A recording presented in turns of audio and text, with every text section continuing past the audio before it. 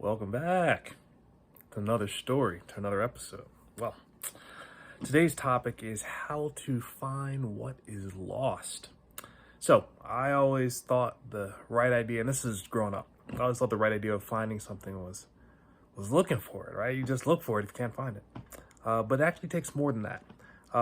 It essentially comes from like your inner core, and the whole idea is you actually want to start with a statement that's essentially in the frame of mind you actually want to be in. So to actually tune in, like the resonance of kind of finding something is actually to sit where you would be if you actually found it.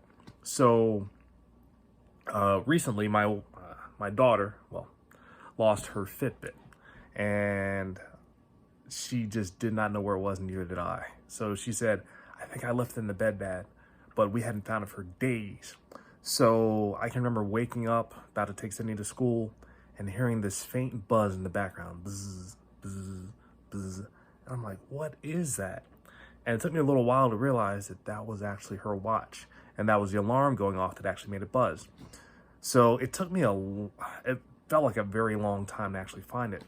And so what I actually had to do is I had to think, okay, I'm so happy and grateful now that I've found Sydney's watch. Because the law of attraction essentially works with what you focus on. So if you actually focus on the idea that I can't find Sydney's watch, well, that's going to make it that much more difficult and take that much longer. And I never really understood that. But the whole idea of the law of attraction is you actually get what you focus on. So if you focus on being in the place where you've actually found the watch, that's what you're actually bringing in, that's what you're attracting.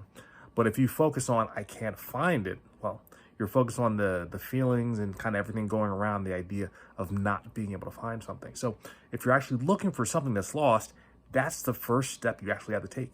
You want to exist in the place in which you've already found it.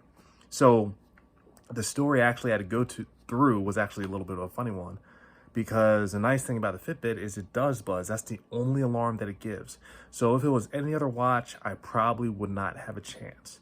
But fortunately, I was actually able to set alarms through my phone. So even though I didn't know where the phone or the Fitbit was, my phone was close enough to it that I could actually set alarms in my phone. So what I started doing is I set an alarm every minute for probably about 5 minutes where I last heard that buzzing, and I just set it off. So I tried everything. I tried lying in the bed.